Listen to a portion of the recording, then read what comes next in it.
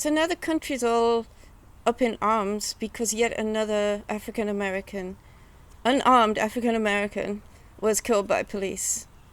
The violence that is used on a regular basis by the police in America is now recognized to be way over the top.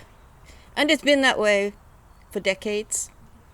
But it comes to our consciousness every now and again when we see something caught on camera that we can all clearly see is injustice and excessive violence. So it's more than just police, though. It's the whole system. And it's not like the system was designed to be this way. The system has become this way. The system has become a system of injustice because it puts a lot of people into jail and a lot of people into the system without any justice, without any heart.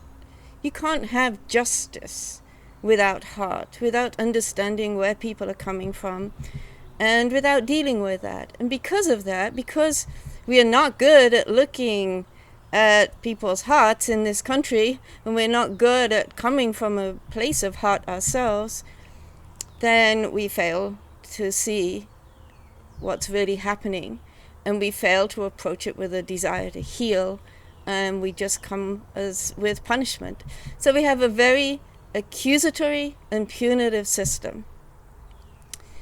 So we have to do something about this. So right now, yes, we're on the streets and we're calling for change. But what do we have to do on a long-term basis? Well, it's really hard to change a system by trying to get the laws changed. Many people are invested in this system. Many people's livelihood depends upon this system. We're in the late stages of this system. It's not the beginning. It's not where it could easily have been changed. We're in the late stages because it's been allowed to grow and fester without being checked. So, yes, we have to challenge things. We have to try to change the laws. Good luck. But let's do what will ultimately prove more effective because it's a necessary part of changing things. And let's also establish an alternative while we're doing this, okay? Let's work on what we will call restorative justice. It's actually pretty well known. It's a system that's in quite extensive use in Canada, for instance. And in some states in America, they have a restorative justice established, although usually not as a major part of their official system. So restorative justice really comes from the Native American peace circles and is very common in indigenous societies. So instead of looking to punish people, to first of all establish guilt and then punish, restorative justice seeks to re-establish the heart of the relationship between the victim and the perpetrator. So it seeks to involve the victim in the whole process, and it seeks to heal both victim and perpetrator. So when we talk about perpetrator, if we think of somebody who's done something bad as just a criminal, then yeah, we're going to want to punish them. That's what we've sort of grown up with. But that's not the way to go. That doesn't solve anything. That leaves the victim out there without any closure.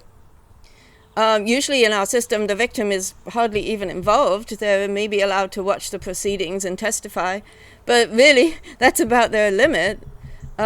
So they don't usually end up with a feeling of closure.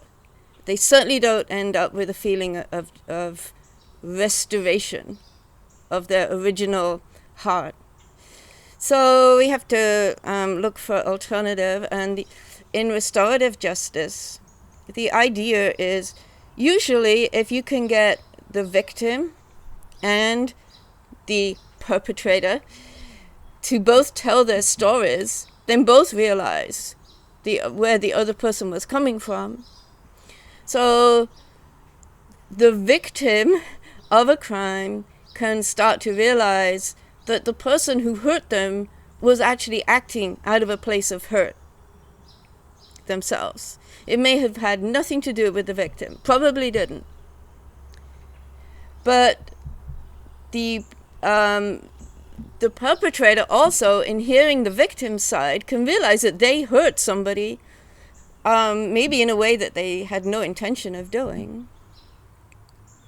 So, I mean, look at a shop that was just looted. The people who looted, well, actually I'm not sure, because there's various opinions about who's doing the looting. But let's say it was just some stupid kids did some looting because the opportunity arose. And I don't think that's really most of what's happening out there. But anyway, let's say that.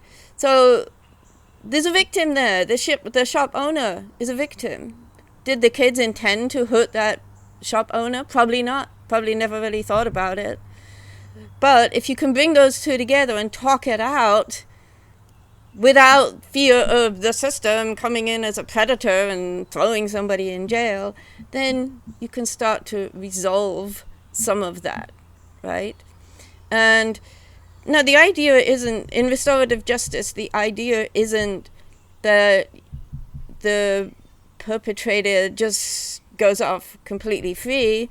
The idea is to bring some sort of agreement between the two parties there.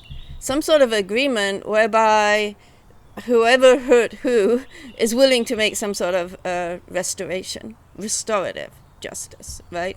So maybe they will agree if they stole something, then maybe they'll agree to spend time cleaning up the shop, or whatever is appropriate.